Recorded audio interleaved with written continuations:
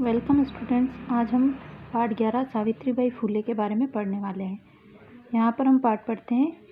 ऊपरी निर्मित चित्रम पश्यत इदम चित्र कस्याचित् पाठशालायां वर्तते। इयं सामान्य पाठशाला नास्ति। इयमस्ति महाराष्ट्रे प्रथमा कन्या पाठशाला। एका शिक्षिका गृहात् पुस्तकानि आदाय चलति। मार्गे कश्चित् तस्याः उपरि धूलिः कश्चित् च प्रस्तरखण्डान् क्षिपति। परं सा स्वदृढनिश्चयात् न विचलति। स्वविद्यालये कन्याभिः सविनोदनम् आलन्तपन्ति। सा अध्यापने संलग्ना भवति। तस्याः स्वकीयम् अध्ययनमपि सहैव चलति। केयं महिला अपि यूयमीया जानीत। इयमेव महाराष्ट्रे प्रथमा महिला शिक्षिका सावित्रीबाई फुले नामयेता। यहाँ हम इसका हिंदी अर्थ पढ़ते हैं। ऊपर बने चित्र को देखो, यह किसी पाठशाला का है। यह साधारण पाठशाला नहीं है, यह महाराष्ट्र की पहली कन्या पाठशाला है। एक अध्यापिका घर से पुस्तकें लेकर चलती है। मार्ग में कोई धूल और उसके ऊपर पत्थर के टुकड़े फेंकता है, परंतु वह अपने दृढ़ निश्चय से विचलित नहीं होती। अपने विद्यालय में बालिकाओं से हंसी मजाक बातें करती हुई वह उन्हें पढ़ाने में संलग्न रहती है। उसका अपना अध्ययन भी साथ साथ चलता है। कौन है यह महिला? क्या तुम सभी इस महिला को जानते हो? यही महिला महाराष्ट्र की प्रथम महिला शिक्षिका सावित्रीबाई फुले है। आगे कंटिन्यू करते हैं। जनवरी मासस्य तृतीय दिवसे 1831तमे ख्रीष्टाब्दे महाराष्ट्र नयागांव नामी स्थाने सावित्री अजायत। तस्या माता लक्ष्मीबाई पिता च खंडोजी इति अभिहत। नववर्षदेशीया सा ज्योतिबा फुले महोदयेन परिणीता। सोऽपि तदानीं 13 वर्षकल्प एव आसीत्।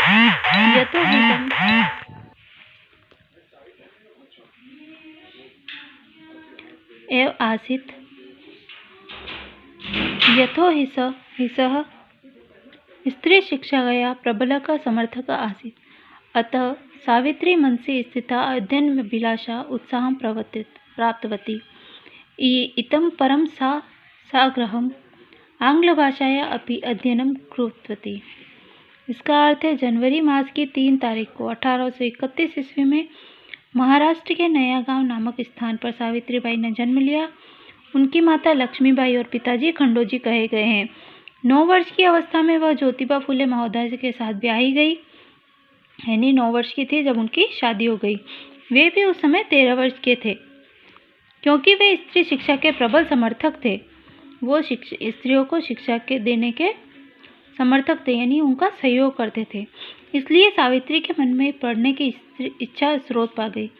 यहाँ से आगे उसने आग्रहपूर्वक अंग्रेजी भाषा का भी अध्ययन किया। 1848तमे ख्रीष्टाब्दे पुणे नगर सावित्री ज्योतिबा महोदयेन सकन्याया कृते प्रदेशस्य प्रथम विद्यालयम् आरभत। तदानीं सा केवल 17 वर्षीया आसीत्। 1851तमे ख्रीष्टाब्दे स्पृतवान् तिरस्कृतस्य समुदायस्य बालिकां कृते पृथक्तया अपरः विद्यालयः प्रारब्धः। इसका अर्थ है, 1848 ईस्वी में सन पुणे नगर में सावित्री ने ज्योतिबा महोदय के साथ कन्याओं के लिए प्रदेश में प्रथम विद्यालय को आरंभ किया। उस समय वह केवल 17 वर्ष की थी। 1851 ईस्वी में छुआछूत से तिरस्कृत समुदाय की बालिकाओं के लिए अलग से उसने दूसरा विद्यालय आरंभ किया। आगे और कंटिन्यू करते हैं।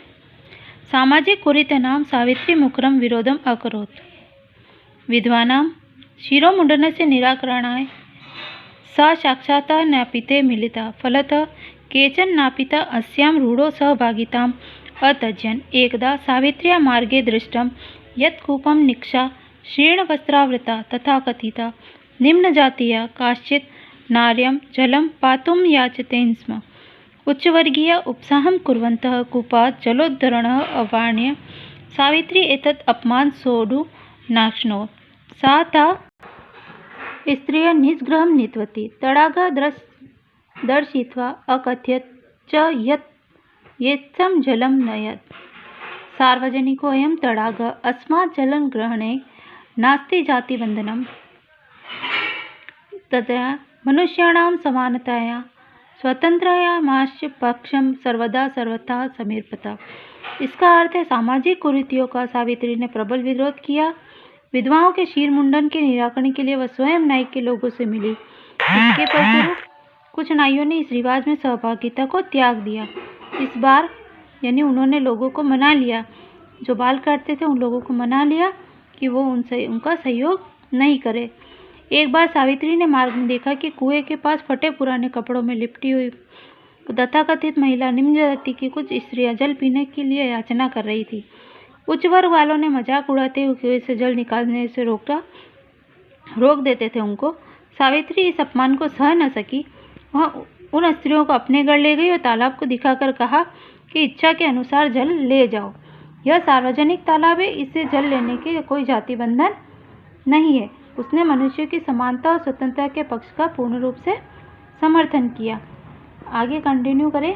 महिला सेवा मंडल, शिशु हत्या प्रतिबंधक ग्राम इत्यादीनां संस्थानां स्थापनां फूल दंपत्यों अवदानं महत्वपूर्णा। सत्यशोधकमण्डलस्य गतिविधिषु अपि सावित्री अतीव सक्रिय आसीत्। अस्य मण्डलस्य उद्देश्यम् आसीत् उत्पीडानां समुदायं स्वाधिकारणं प्रति जागरणम् इति। महिला सेवा मंडल व शिशु हत्या प्रबंधक गृह इत्यादि संस्थाओं की स्थापना में फूले दंपति का महत्वपूर्ण योगदान है। सत्यशोध मंडलन की गतिविधियों में भी सावित्री अत्यधिक सक्रिय थी। इस मंडल का उद्देश्य था सताए गए समुदाय को अपने अधिकारों के प्रति जागृत करना। सावित्री अनेका संस्था प्रशासक कौशलेन संचालितवती। दुर्भिक्ष काले प्लेग काले च पीड़ित जनानाम् अश्रांत अविरतं सेवाम् अकरोत्। सहायता सामग्री व्यवस्थाए सर्वथा प्रयासम् अकरोत्। महारोग प्रसार काले सेवारत सा स्वयं असाध्य रोगेण ग्रसिता 1897 तमे ख्रीस्ताब्दे निधनं गता। साहित्य रचनाया अपि सावित्री मह्यते। तस्या काव्यसङ्कलनद्वये वर्तते काव्यफूले सुबोध रत्नाकर चेति। भारतदेशे महिलोत्थानस्य गहनाबोधाय सावित्री महोदया जीवनचरितम् अवश्यम अध्येतव्यम्। इसका अर्थ है सावित्री ने अनेक संस्थाओं का प्रशासन से कुशलता से संचालन किया। रोग, अकाल और प्लेग के समय उसने लोगों की सहायता की, निरंतर उनकी सेवा की, सहायता की सामग्री की व्यवस्था करने के लिए पूर्ण रूप से प्रयत्न किया। महारोग के प्रसार के समय सेवा में लीन होकर वह समय खुद भी एक असाध्य रोग से ग्रसित हो गई और उनकी मृत्यु हो गई।